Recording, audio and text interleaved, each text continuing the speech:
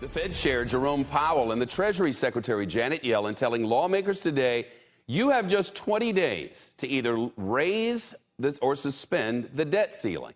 And if you don't do that, America could face an economic crisis.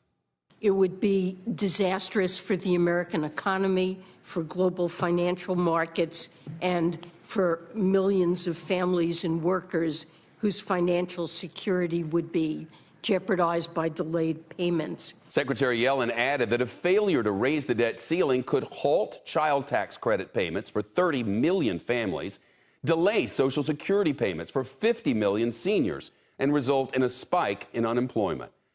Time is running out for Democrats and Republicans to come to an agreement. They have until the 18th of October to raise the debt ceiling. And on a separate issue, they have only until this Thursday at midnight to fund the government. News team coverage now. NBC's Leanne Caldwell on the political fight on the Hill. First, CNBC's Steve Leisman on today's economic warning. Steve? Shep, thanks. The Treasury Secretary saying failing to raise the debt limit would deliver a 1-2 punch to the U.S. economy, a financial panic, and a recession. If that weren't enough, Yellen said it would do long-term damage to the premier status of the dollar in the global economy and undermine the faith and credit of the U.S. government. Now, you could yawn and say Treasury secretaries always serve up these kind of warnings in the final days before the government runs out of cash, except for one thing, economically, these dire predictions probably are right. The Treasury Secretary says government coffers run dry October 18th, as you said. This comes as the economy is dealing with several headwinds. There's the Delta variant, which Powell said was slowing the economic recovery.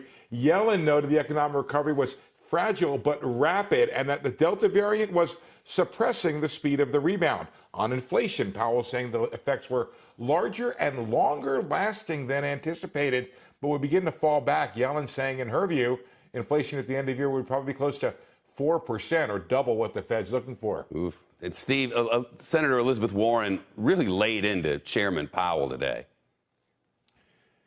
Yeah, Elizabeth Warren is known for not mincing her words, but she surprised even some in her own party today what she said about Fed Chair Jay Powell on the issue of banking regulation.